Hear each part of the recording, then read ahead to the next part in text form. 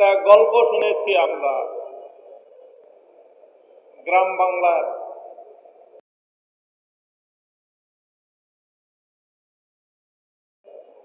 একজন মা, সে তার নিজের ছেলে এবং নিজের মেয়ের জামাতা সম্পর্কে মন্তব্য করতে গিয়ে বলেন, আমার ছেলেটা খুব খারাপ, শুধু শাশুড়ির কথা শুনে, আর আমার মেয়ের জামাইটা খুব ভালো, কারণ সে শুধু আমার কথা শুনে।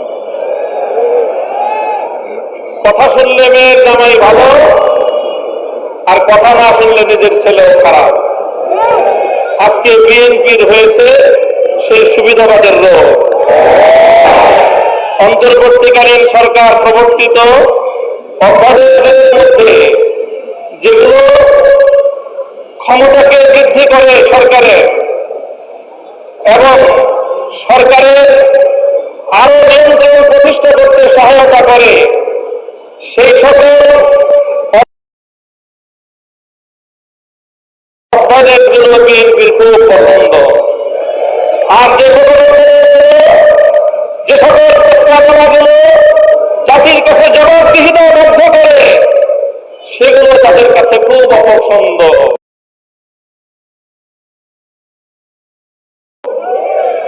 তাই আমরা মনে করি বিএনপি আর যে রাজনীতি করছে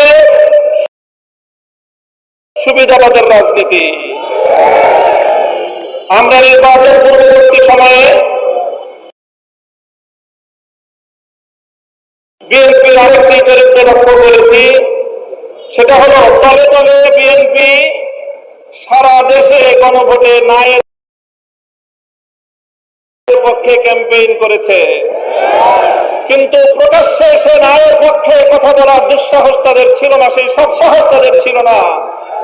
এই জন্য লক্ষ জনতার সামনে বিএনপি প্রধান জনাব তারেক রহমান সাহেব গণভোটে হায়ের পক্ষে তিনি ক্যাম্পেইন করতে বাধ্য হয়েছেন। আমি জিজ্ঞাসা করি, উপরে এক কথা তলে তলে আরেক কথা বলে, এটাকে আমাদের দেশে কি বলে? মুনাফিকি বলা হয়।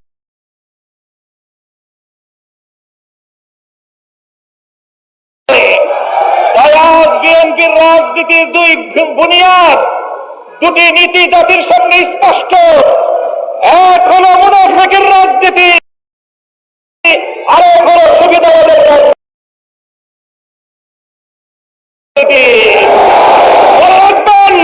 জুলাই বিপ্লবের রক্তের উপর প্রতিষ্ঠিত নতুন বাংলাদেশের সুবিধাবাদের রাজনীতি, মুনাফিকের রাজনীতি বাংলার মানুষ সহ্য করে। জনগণের পক্ষে, দেশের পক্ষে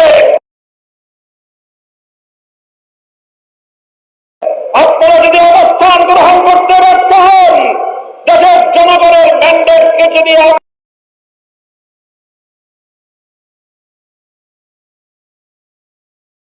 আপনারা বিদ্যাঙ্গুলি প্রদর্শন করেন, বারবার বলছি, এদেশের জনগণের গণরায়কে যদি হাইকোর্ট দেখান, এদেশের জনগণ রাজপথে আপনাদেরকে মোকাবেলা করবে ইনশাআল্লাহ। 70% জনগণের বিপক্ষে গিয়ে দেশের ক্ষমতার মস্তদে টিকতে পারবেন না। শহীদ জিয়াউর রহমান, বেগম খালেদা জিয়ার সন্তান, কান খাড়া করে শুনে রাখেন, জনতার বিরুদ্ধে গিয়ে কেম হাসান আজিজ মার্কা নির্বাচন করার চেষ্টা করলে পরিণাম শুধু আপনারাই পড়বেন তা নয়, আপনাদের অপকর্মের কারণে দেশপ্রেমিক রাজনৈতিক সংগঠনগুলোর নেতা কর্মীরা 28শে আগস্ট কিভাবে রক্ত দিয়েছে ঢাকার রাজপথে বাংলার মানুষ সে কথা ভুলে যায় নাই।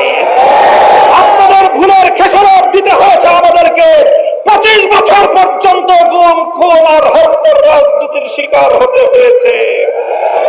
তাই আমরা চাই ভালোয় ভালোয় দেশ পরিচালনা করেন, জনগণের রায়ের প্রতি শ্রদ্ধা প্রদর্শন করেন, অন্যথায় রাজপথে, সংসদে আমরা আপনাদেরকে মোকাবেলা করবো ইনশাআল্লাহ।